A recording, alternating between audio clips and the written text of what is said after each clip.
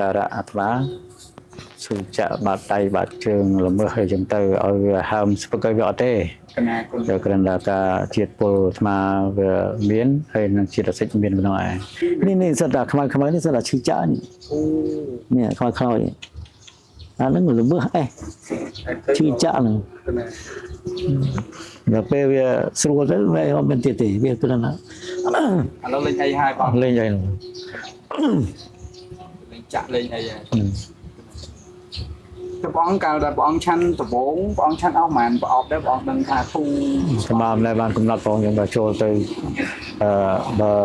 ចេះពីដំបងឲ្យអន់នោះគឺពីកញ្ចប់ទៅមកប្រអប់ពីប្រអប់ទៅអន់ណាដល់ចឹងទៅយើងដឹងតែអន់ហើយយើងមិនថាមិនឈប់ទេណាយើងបន្តទៀតនោះកណាតែឥឡូវនេះបានធូច្រើនបានធូច្រើនបងអាចដឹងបើសិនជាធូហ្នឹងកម្រិតធូបានជាប្រហែលភាគរយដែរបងបើសិនជាភាពពីមុនមក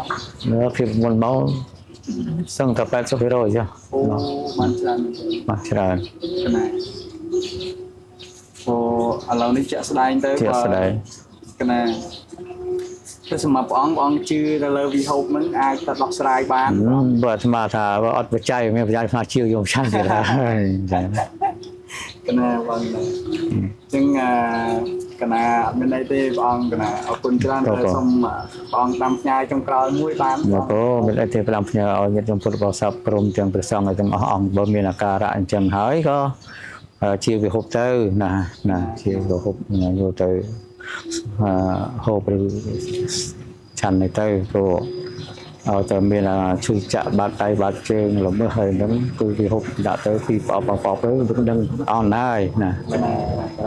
បកណាអរគុណច្រើនព្រះអង្គកណាព្រះអង្គក្រុមមានសុខបានឲ្យព្រះអង្គមានសង្ឃការល្អពីផលិតទេអារឿងនឹងតែសុខបានទេអានឹងជាការជាស្ដែងនិយាយជាការពិតទេព្រោះយើងបើយើងឮតែគេថាក៏អត់ជឿដែរយើងដឹងខ្លួនឯងយើងឆ្លងកាត់ខ្លួនឯងបានដឹងចឹងកណាដែលព្រះអង្គចែករំលែកនេះគឺសតតែជាពាក្យពិតការពិតទាំងអស់អូការចែករំលែកគឺខ្លួនឯងផ្ទាល់ដល់ណាបាត់ឆ្លងកាត់ឆ្លប់ដឹងដាក់ទៅត្រូវវាមិនត្រូវយើងដឹងខ្លួនយើងណា